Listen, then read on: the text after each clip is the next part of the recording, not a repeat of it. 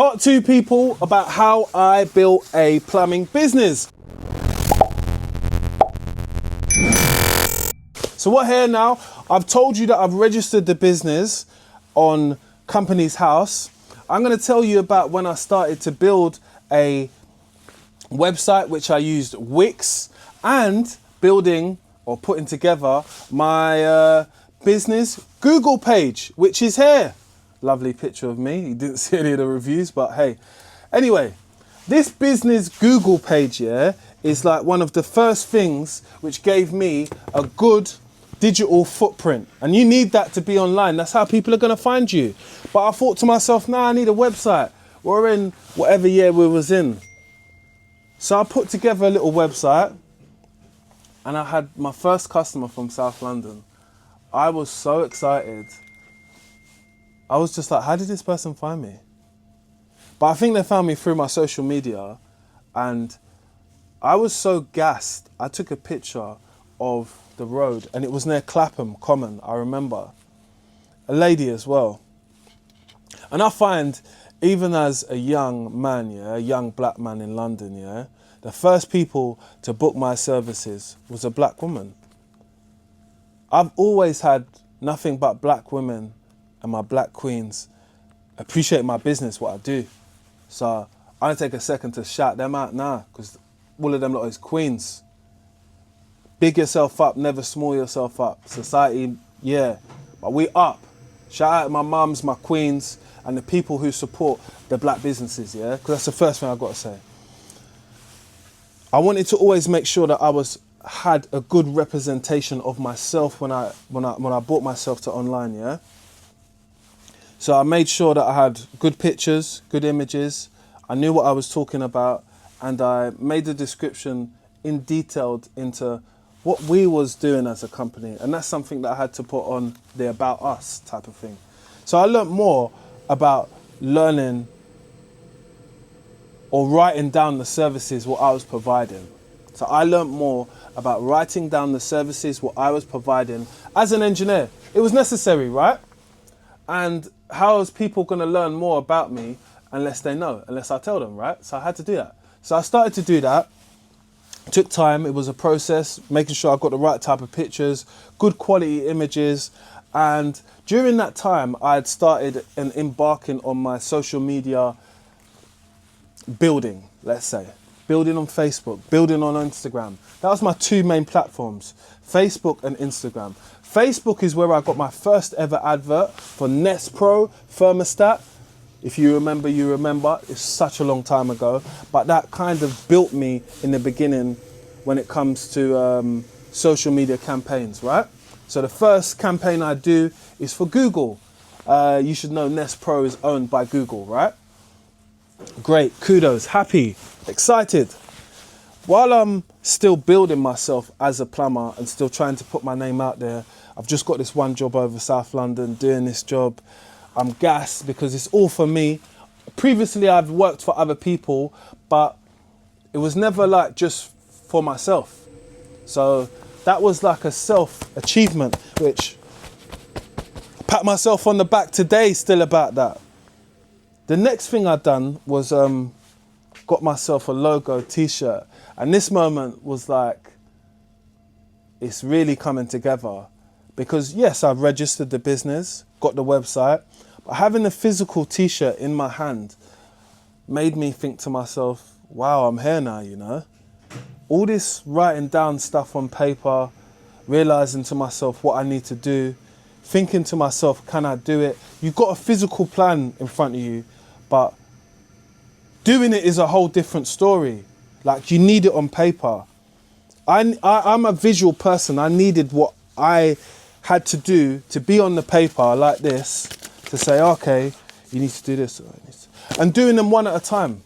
We're all different. Our brains work differently. But mine works in a sense where 1, 2, 3, 4, 5, 6.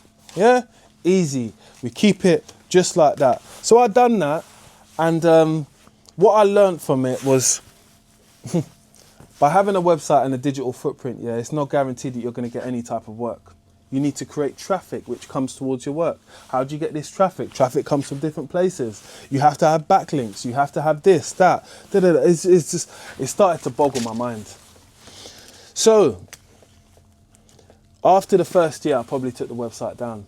It just wasn't working. I just didn't see it getting leads. And there was so many other people that was telling me that, you know, you got to pay for this, you got to pay for that, you got to... No, you haven't. No, you shouldn't. But when I started speaking to people about websites and they started telling me, oh, have you got any backlinks? Have you got any articles what you're on? Have you got this? Have you got that? I didn't really have any of that. Had to go out and get them kind of things. By the fortunateness of life and myself, I started getting features in a few different articles. I was able to use those things as backlinks to my website to bring traffic towards it. Also with my social media pages as well. Traffic as well. Me just understanding how to get jobs and all that, that was another synergy, right? So I could either be a contractor and get jobs that way, or I could go out and look for my own jobs, which might mean me promoting my business. That I never done. I never went out and got flyers and went to door and do that. I've not grown up seeing anybody do that as a plumber, me personally. I've got an uncle who has done that previously, but I've got another uncle who is the mentor who you see me talk about a lot from Jamaica. He's never done that. And I've grown closer and grown up with my uncle from the Jamaican side. My other uncle, who's from Barbados, he's done the flyering before, but it's not to say that it doesn't work, because my cousin, who's done the flyering with my uncle, he showed me that it's worked. But I just didn't feel that that was the method for me to go down, so I didn't bother with that.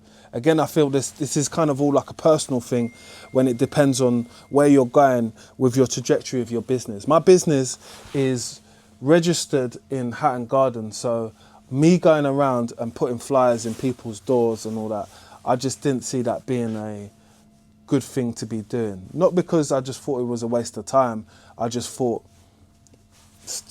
I didn't want to do it at the end of the day. I didn't want to do it and I didn't think it was going to work. That's why I didn't do it.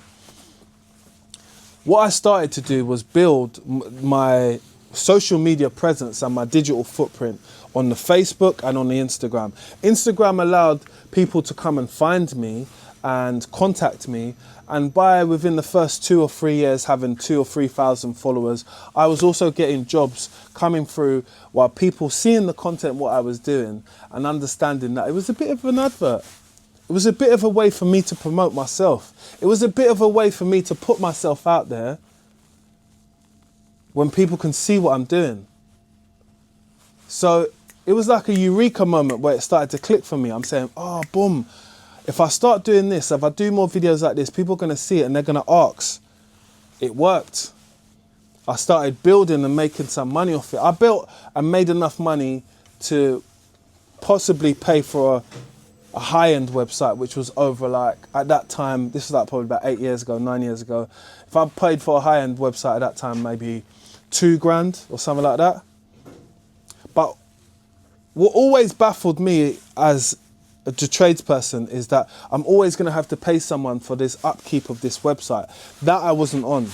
That made like no sense to me, because I always need it updated when I want it now. And what it might be is like, I might be featured in another magazine. There might be a specific product which I want to start talking about because I've got an affiliate marketing thing with them. Or I might be promoting something which I can get a good discount off, which I might want to try and make some sales off online. Now I've got to call this geezer, Bob, mate, could you get this thing on the website? Could you change this picture? Could you do this? Could you do that? Oh, it's going to cost to do this. It's going to cost to do that. I'm a person who will talk to these people before and find out what is going on.